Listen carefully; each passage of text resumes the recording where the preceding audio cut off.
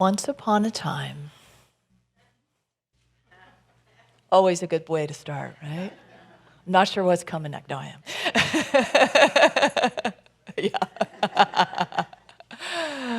Once upon a time, the gods gathered together, the myth goes, and they were trying to decide where to hide the divine from humanity. They weren't doing this out of malice, they were actually doing it out of wisdom, because what they felt like was so precious, they thought might not be cherished if it was easy to find. And we may not work very hard to fully become it if it was just given to us on a silver platter, so to speak. So they got their heads together, their hearts together, their spirits together to decide what to do, where to hide it on earth. And one god said, I know, we'll put it really high up in the mountains. They'll never find it there. And another said, they're going to learn how to climb mountains. They're going to end up there finding the divinity. And another said, okay, I've got it. We're going to put it way down in the depths of the sea. They'll never go there. And another one went, they will. They're going to learn how to plumb the depths of the sea too, and they're going to find it there. But the wisest God of all said, I know where to put it. Put it inside of them. They'll never find it there. And all the gods with one great sigh of, oh, yes, they won't. And so it was, and so it still is. Let us hide it in the place they will never look within themselves. And we've been playing that grand game of hide and seek ever since. You know the game?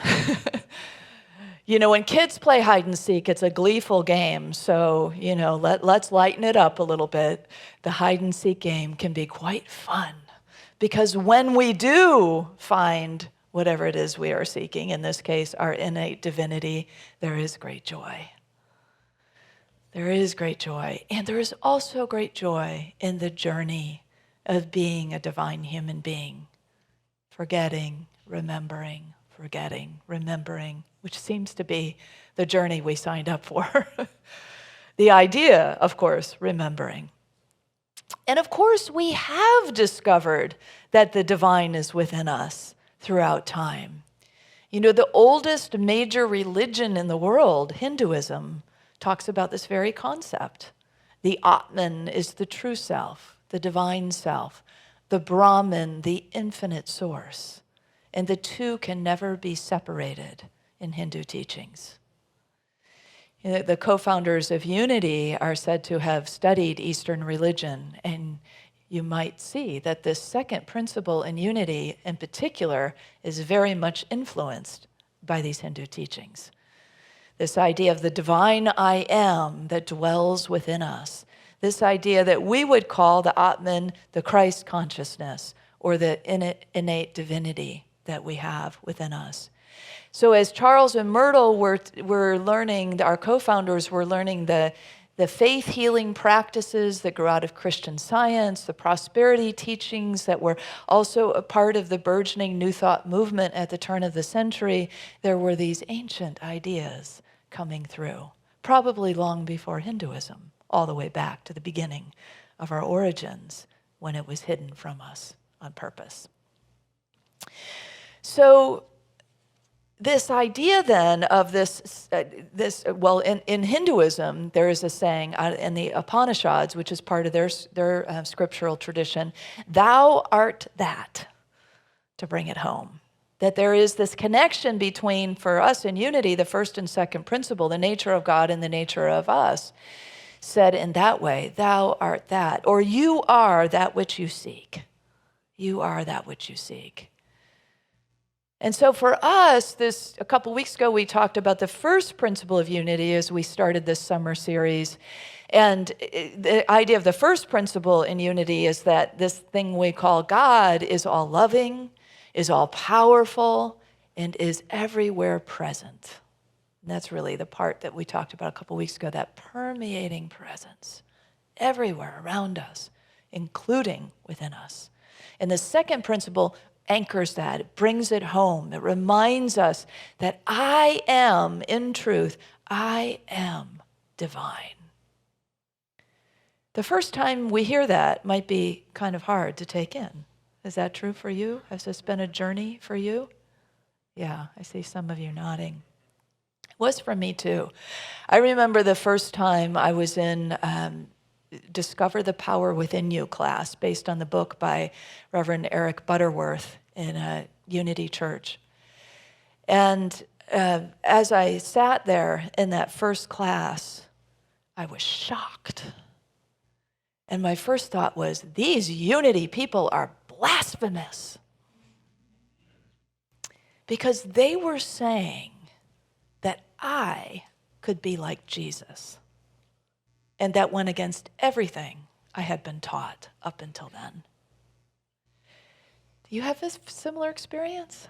Yeah, a lot of you had this experience. And so what was happening there is something new comes in. And I have to say, there was something about it that drew me in, this idea.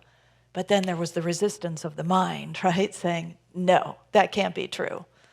And so there's this kind of push-pull going on where there's the resistance because over and over and over, we have thought, we have said, we have been taught one idea, and we just took it as truth maybe, or I don't know, maybe a part of it felt true. You know, I didn't feel like I was enough to be like Jesus up until then, but then here's this idea and it's, there's a pull. There's a sort of truth, a resonant truth to it. And so we're in this dance of the resistance of the mind and then this feeling of truth within us. And so all we can do then is walk closer to it, right? Move closer to it to explore a little bit. What is this new idea? This drawing in, this magnetic thing. This idea, more than an idea, more than a concept, really, a compass, right? An opening, a pathway, a sense of something about this feels true. Something about this feels deeply, resonantly true. Could it be? It opens up a whole world of imagination, doesn't it? Of possibility. What would it be like if I could really walk a path like a master teacher like that? If I could become a healer and a teacher? If I could hold on to some of these ideas that make a difference in the world, contribute in a way that is lasting through generations, not out of a place of ego, but out of a place of humbleness and power and inspiration. You touch these things, right? Have you touched these things as you open to what you might call truth that seems like a deeper truth than anything that you've ever been taught before, and all those layers of what you've been taught before that suddenly doesn't feel quite right, we peel off, right? And then we begin to start to move and have our being in the spirit that makes us feel alive and inspired and like the very presence of love itself, because that is the divine experience. It is the very essence of love. It is the very presence of peace. It is the sense that all is well. My mind was resisting the song as I thought about the things that are going on in the world. And I thought, well, but it is. This is what we're talking about, because underneath it all is well. Underneath it all, there is this permeating presence of peace and love and joy and compassion that is available to all. And how will they ever get it if we can't see and sing and be the presence and the message that says, return to the land of your soul?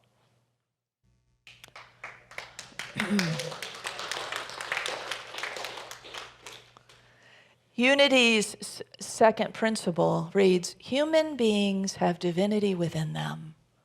Our very essence is of God. Therefore, we are inherently good. You've probably read it before, or heard it before. Some of you, those of you who are new, maybe not exactly this. But this idea, when we first read it, it maybe just feels like an idea or a concept, or an intellectual exercise, or a theology.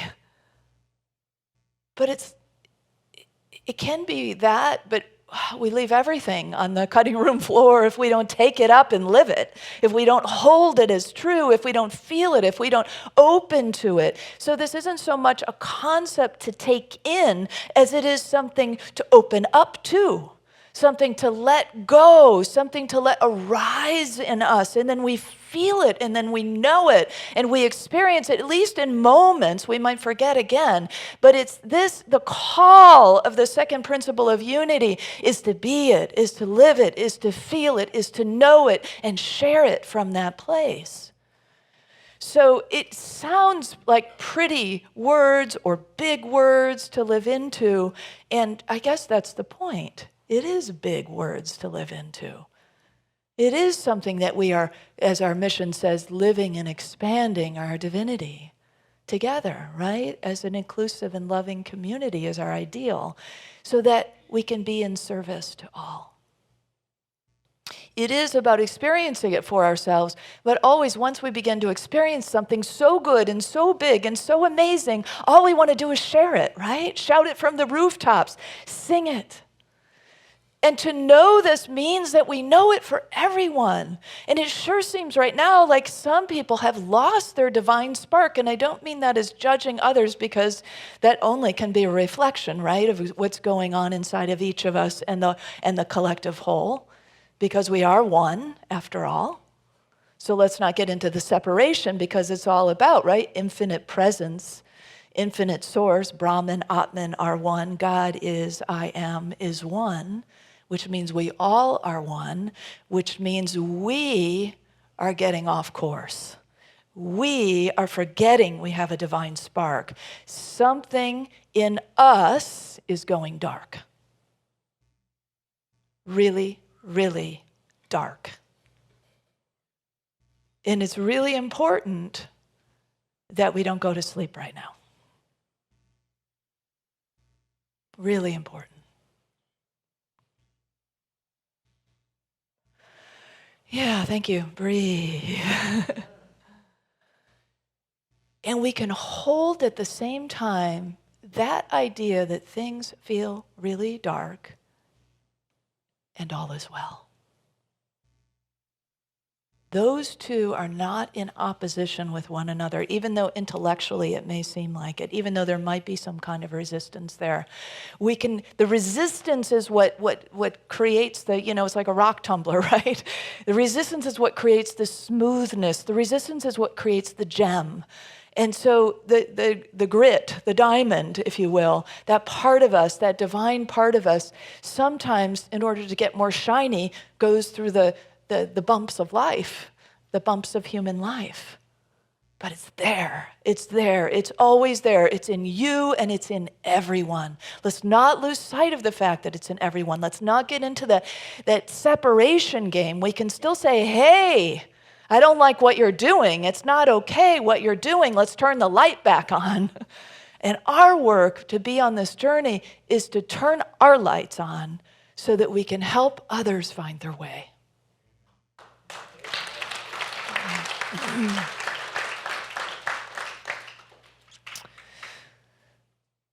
So, I don't know about you, but this principle more than any for me stretches me, grows me.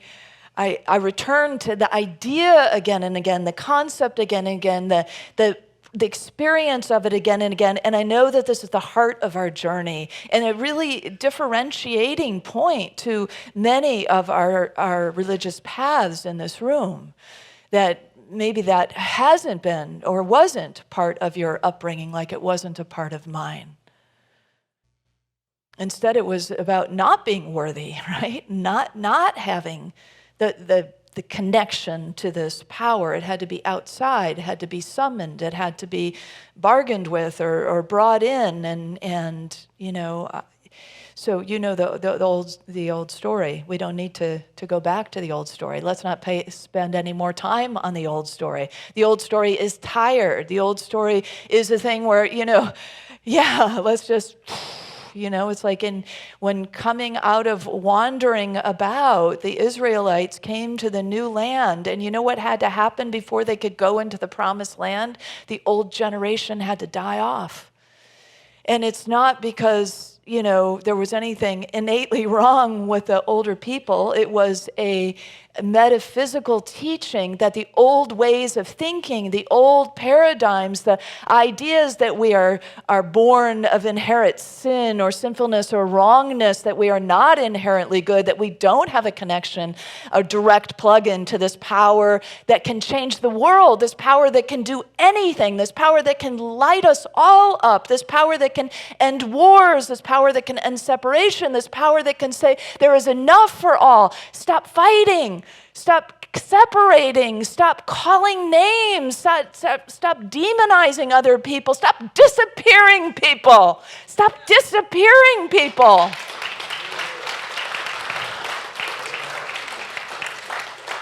It's like we get in touch with it, and it's not ego at all. It's like fire. Fire. It's the fire of spirit. It's Jesus in the temple saying, no, you will not do this to my temple. No, you will not do this to the animals. That was part of what he was saying. It's this sacrificing animals anymore. It's the old paradigm. Stop doing that. Be kind. Be loving. Be peace. Because it is the divine I am. It is the truth of who we are. It's what we've come here to be. And we can stand in very dark places, in very dark times, because we are the light and the love and the truth and the compassion. Because we are the divine I am. Do you know this for yourself? Do you know it and then forget it? Yeah, me too. Some days, it's all about return. So it's not so much that this is some kind of achievement out there. In fact, it's the very opposite of that, right? It's a bit of how we're wired in at least our Western culture, that it's all about out there. It's about achievement. It's about materialistic, achievement. It's about creation of things, for better or for worse. It's all of that, right? Outer focus. But what we need is to shake ourselves up into the inner focus so that we can let the Christ within arise into our consciousness and shift ourselves out of the places that say things are limited. I can't do because all those ways, right? That when we forget, we go to those places. I know that when I forget, I go to places like frustration, impatience, just those places, right? Do you go to those places? I go to those places of mental and physical exhaustion. And it's because I'm thinking that this is it. This is it, right? I've got a body, I've got a mind, I've got a heart, and those are the only resources I'm drawing upon until I remember again. And I know for me, when I remember again, I'm more gracious and more spacious with others and with myself. I speak more kindly, more warmly. I'm more present. I'm enjoying life more. I'm more in the joy of life. Do you find these things to be true? Yeah, and then off we step again, right? Or forget again. And so the journey is not about giving ourselves a hard time for forgetting. It's just about going, okay, let's remember again. And then when we remember again, we're in these really wonderful, rich places that we go. For me, this second principle was a spiritually groundbreaking idea that busted my old paradigm open, that busted the way I thought open, that busted the way I live open, and it's still unfolding. That's the really exciting thing about being a human being, right? And being on a spiritual journey, that it's ever unfolding. It's always changing. There's always a new opportunity. I'll never forget when I used to get so angry about litter, and then I heard Wayne Dyer say something about, it's an opportunity to be of service. And from then on, I'd see litter and I'd go, oh, good. And I'd go pick it up and I'd put it away. And if we could expand that simple metaphor out into the world, we could realize that when we see things, even though they may break our hearts and they may upset us and they may be angry, we can say, oh, That's my call, to be of service. Because how much good does it do for me to just sit here and spin in my sadness and my anger? Not so great, right? Not a great place to live. Anybody enjoying that or enjoy that? But we go there, right? We go there all the time, and then we get together and we spin together. Oh, that's fun. And then it gets bigger and bigger and deeper, the hole that we, put ourselves into. Instead, let's just pop right out because we can. We can shift on a dime. That's the good news. We can shift on the dime from this limiting consciousness, from this boxed in consciousness, from this place of confinement and not enoughness and ain't it awful, into the place that says, oh my God, there is so much brightness, so much power, so much love, so much peace available to each of us individually, that imagine how we can light up this world by just stepping, shifting, allowing ourselves to come back into that place that remembers to return to the land of our soul. Oh, it's good to be in that place. And isn't it so good to be in that place together? Because then we go, I'm not on this journey alone. I don't have to do it on my own. I mean, Jesus told us all, you're the light of the world. I don't know what you're doing, like hiding your light under a bushel basket. Put it up on a hill like a city and, light up the city. And really the call is light up the world because you are the light of the world. And some of us hear that and we hear, I am divine, and we go, oh, geez, really? These are very lofty concepts that just feel too big for a Monday morning. Some of us might be feeling that sometimes. And yet to know that you're not alone. You're not alone. Look around you. You've got a community right here of people who get this idea, who are striving to live this idea, who are every day opening minds and hearts in prayer and meditation and connection with others through movement, through stillness, through breath, through sound, whatever it is that works for you, to wake yourself up and remind yourself of who you are, and to remind each other, and to be the very presence of kindness throughout your day. And sometimes you're going to fall off. Sometimes you're going to get impatient, frustrated, and exhausted. And you know what? It's okay, because we just recognize that we're there, and then we go, I could shift. I could keep feeling this way, and that's an option, or I could shift. And when I shift, I go back home. I go to return to the land of my soul. I come back to the divine I am that I am. I am that. Thou art that. You are that which you seek.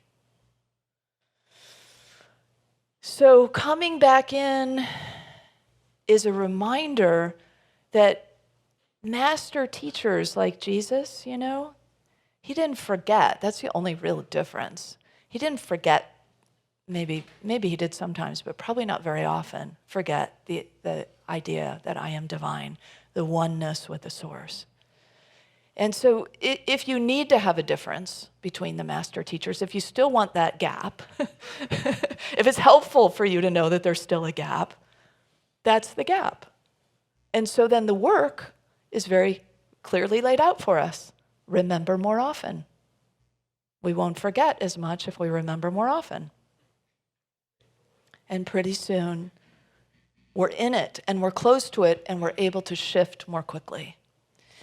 And don't mistake that when you do, the goodies are not just for you. That when you do come into that place where you are in flow, where you are a presence of love, don't underestimate the power of that can give to others, that can shift collective energy, that can restore the world or bring the world to a place that we long for, that we imagine, that we envision. I believe people are good.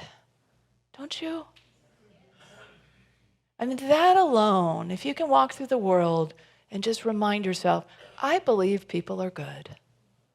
Pretty soon, the ones that you've just decided are outside the circle of good start to have to come in, because you've just made a statement that you didn't say, I believe some people are good.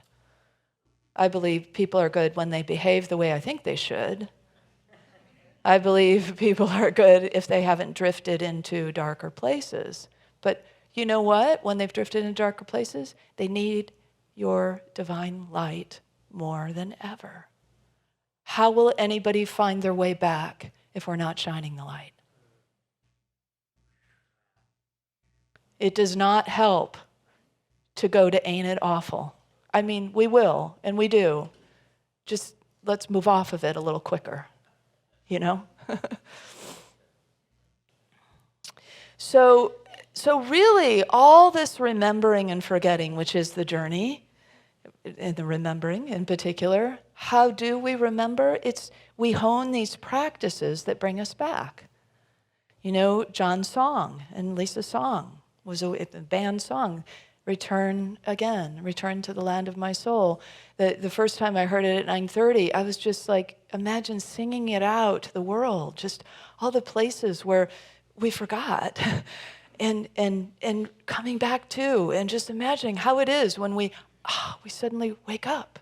Remember the moments when a new idea was brought to you, a new spiritual idea was brought to you that lit you up, like the one that was brought to me that didn't at first light me up. At first I was, but then it was like, there's something about that. It feels real and true. Remember that, and then you can be that for other people. Not that you have to go proselytizing or anything. You are it. And you're sending out that blessing all the time to people. Let's come back to the light. I believe all people are good, so let's come back to the light. Let's come back to the divine truth that we are. Let's come back to the very beginning and find what was lost. Never really very hidden, very far away. Right here. Right here, always right here. And so you may have your own practices. I'm finding 3 particular practices to be the most helpful to me: breath, stillness, and movement. And if I can just every day consciously breathe, have some stillness, and have some movement, the divine I am game is on, it turns out. Truly, let's not complicate. Let's not don't set bars for yourself that you know you're not going to hit. I will meditate 45 minutes every day.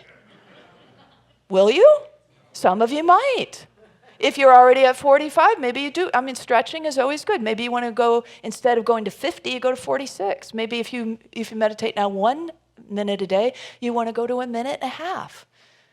Maybe if you tithe 10% of your income already, you want to go to 11. But maybe if you tithe 1% of your income, or you have no idea how much you tithe, once in a while you throw $1 in the basket, maybe next week you want to do 2, or $1.50, or $1.10. I don't know what your journey is. But always we are becoming, but we're not becoming like out here. We're not achieving out here. We're not becoming something we're not. The becoming is just an unveiling of what we already are. And arising up from within us the true light and love that we are. And so recognize that this is really quite simple, and make it simple for yourself. Make it as easy as possible for yourself. It's so profound when we make it simple. It's taken me a long, long journey to come to that recognition. But I'm here now, and I'm so grateful to be here now. A couple of weeks ago, I came and I sat down in my usual seat. We were starting the service, and my mind had been everywhere. And I was like, I am not here. Like, I am not present. I don't feel I don't know where I am exactly, but I'm not here. I mean, my body is here, but I'm not here. You ever have those feelings? You're just sort of like a shell of a presence. And I don't know exactly where the energy is. You know, we have all these sayings. I'm getting behind. I'm falling behind myself. I'm getting ahead of myself. I'm beside myself. I think those are all saying, like, I'm out there somewhere, but I'm not in here, right? So bring it home, return to the land of your soul. And what do you do to do that? Breathe. It's so simple.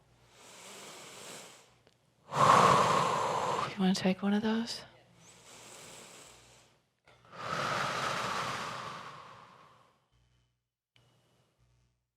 Do you notice the difference? Yeah. And the stillness that comes with it. So I started to tell you a story. I was sitting here, I wasn't present, and I thought, what am I going to do? Try to kind of close my eyes, just, no, still not really here. I thought, oh, movement, bouncing. So I went up to my office and I bounced for a minute. I didn't want to just get up and start bouncing. I think the facilitators were up here talking. That would be kind of rude to just, and weird. And you all would be like, why is she bouncing? They're talking. I swear, it wasn't more than a minute. And then I came back down and I was fully here. And here's the thing, when we're fully here, we can share it. I didn't have much message to share with you if I'm not present here. Or I could share with you a bunch of words and it would just be like blah, blah, blah, blah, a bunch of words, right? But there's not that connection, there's not that feeling, there's not that knowing, there's not this sort of tangible presence of spirit in the room if we're not plugged in to being present. If we're out there thinking about lunch or what Sally said to us yesterday or whatever, where are you now? Check yourself. Where is my presence now? Where is my energy? Where is my attention? You won't be feeling the divine I am if you're not present. Present.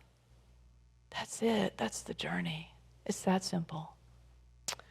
So movement, bouncing, is really an amazing little practice.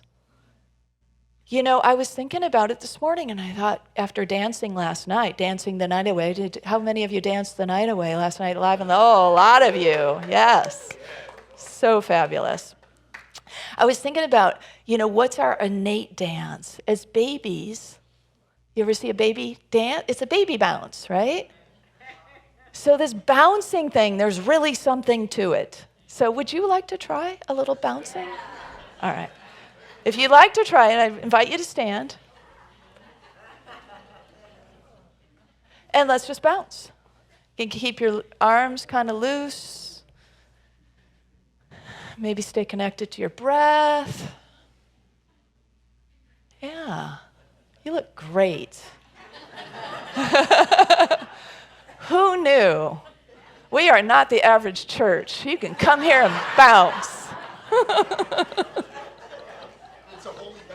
It's a holy bouncers. See, the fun part about doing this together is it also brings laughter, right? Which is also healing. Yeah, so. Yeah, let's keep going, because part of it is connecting with each other, but also part of it is connecting inside. And, just do what your body wants you to do. So feel your feet grounded, but, I kind of like to add some little twists sometimes. But you do you, as we say. You might want to bounce kind of vigorously.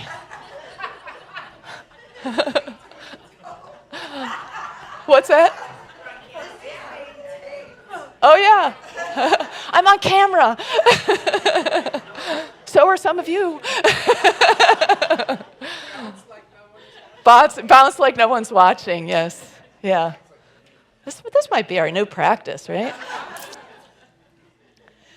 So, yeah, when you feel like you're coming into the body, the heart, feeling your feet, maybe just take a moment to rest.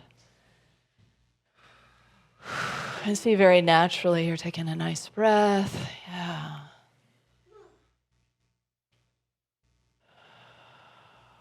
Can you feel that presence? You feel here? Yeah, it's amazing, isn't it? And maybe we can just add this truth now. I am divine. I invite you to say that. I am divine. Letting all that energy running through your body. I am divine. I am divine. Because that's what you're feeling. It's light, it's energy, you're alive. So it is.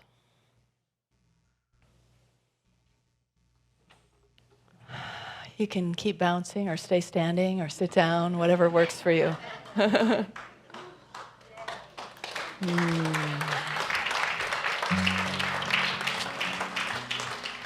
Not quite yet. And maybe look at somebody in the room and say to them, you are divine. You are divine. You are divine. And online, you are divine. And outside, you are divine. It has a different quality to it when we're present, doesn't it? Like Don said at the beginning, we say a lot of blessings, and sometimes we're off somewhere, and it's not quite have the weightiness of presence to it. So these are simple things, aren't they, that we can do? But I just the energy just feels so good in here right now, and in here. Are you noticing a difference? Yeah. So breath, stillness, and bouncing. They take you out of the trance, really, right? The trance of life that we can get into. And they put us back in to that, the I am. And then it spreads it all through your body, and then we sit with it, and yummy energy. Truth. It's truth. It's sacred. And it's the sacred we can bring in to the mundane, and to the broken places, and to the hurting places, and to the forgotten places within all of us, because we are all one. So we heal us, we heal the world. It's still true. It's still true on days when it's hard. It's still true on days when you maybe can't quite grasp that. Come back here if you need to. Go outside. Bounce. You'll get back. It's our journey is to return again and again, to remember more clearly, to feel it more softly and deeply within us, and to stand firmer in the confidence and the faith and the truth that we are, so we can walk about the earth in that way. What a gift. What a gift we give. Jesus said, you are the light of the world. It's true. So just be it. Just be it. Every day, another step toward embodying it further. Today, I can say that I, like Jesus, can embody the Christ consciousness with a lot more of myself than I could have way back then. You too? You've come a long way, baby, haven't you? Yeah, we all have. We all have. And it's important to celebrate, I think, and to look back and to say, I am always growing. I am always expanding. I am always opening. I am always remembering. I am always returning to the land of my soul. Yeah.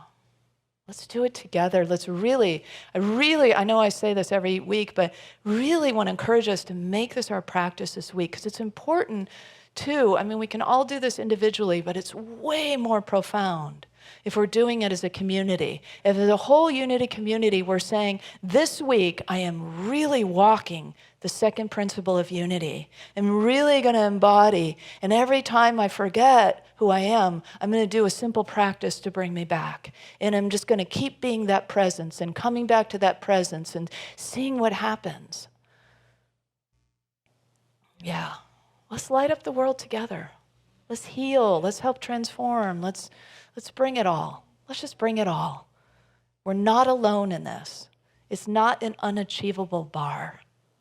It's just one step at a time, one bounce at a time, one moment at a time. So I invite us to know this together, to affirm it, and then to practice. Let's say this together. I am divine. If I forget, it's only a breath or a bounce away. I am divine. So it is.